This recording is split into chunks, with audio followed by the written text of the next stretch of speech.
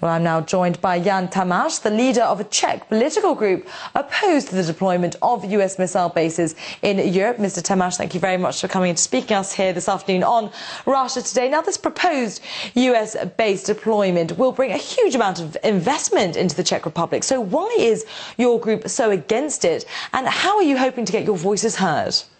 Well, I would disagree that it will bring huge amounts of investments for the Czech Republic.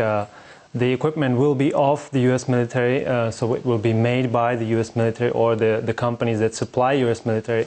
So really it will not mean any significant investment to our country.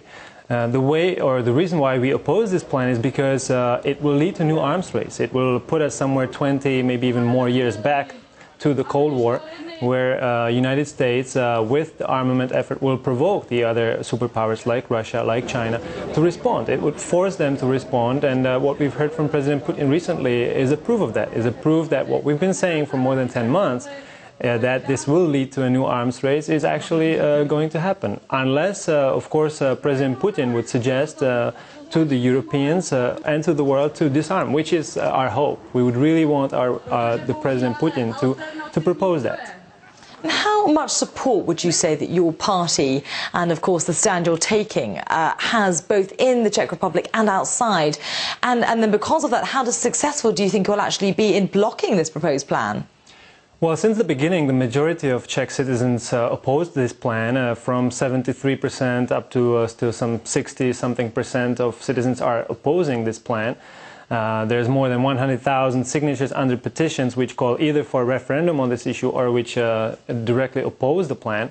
So I would say the support of the Czechs is significant. The support of the foreign organizations, individuals and media is also significant, because I think people feel that this is a step in the wrong direction, that if we want to have a more secure world, a more secure Europe, we need to begin disarming. We need to start getting rid of the nuclear weapons which we have in Europe as a remaining of the Cold War era. We have some 480 nuclear warheads of the United States in Europe, plus those of France, plus those of UK. So we need to begin talking about these issues first. Now, of course, the US would argue that this missile defense system will increase the safety of Europe, and the US Secretary of State Condoleezza Rice has said that the proposed location of these bases is not random but based on thorough research. So why do you think that the Czech Republic and Poland were chosen, especially as if these missile defences are used against missiles from so-called rogue states, it will surely be European lands that will receive the first blows? Surely. Well, first of all, we don't believe that those so-called threats are real. It reminds us the situation in 2003 when we were told that Iraq was a threat to international security, that Iraq possessed weapons of mass destruction. Now we know it was a lie. It was not true, and based on that lie, hundreds of thousands of people died in Iraq. So we don't believe that Iran or North Korea is a real threat. They don't have weapons that could hit Europe at the moment, and they're not threatening to attack Europe or the United States. We believe that the US wants to expand its military presence in Europe. We can see that with the enlargement of the base in Vicenza, for example, which the US wants to make the biggest base in Europe. We've seen great opposition from the Italians. I participated in one demonstration where there were some 150,000 demonstrators. And so we believe that it's really their step to go further to the east, to push the dividing line between Czech Republic and Germany further east. Well, what do you think of President Putin's recent suggestion, first voiced at the G8 summit, of joint use of the Gabala radar station in Azerbaijan?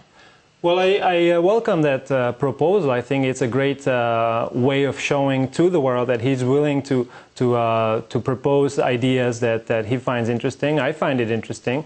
It would certainly be better for us from a certain perspective if the base would be somewhere else.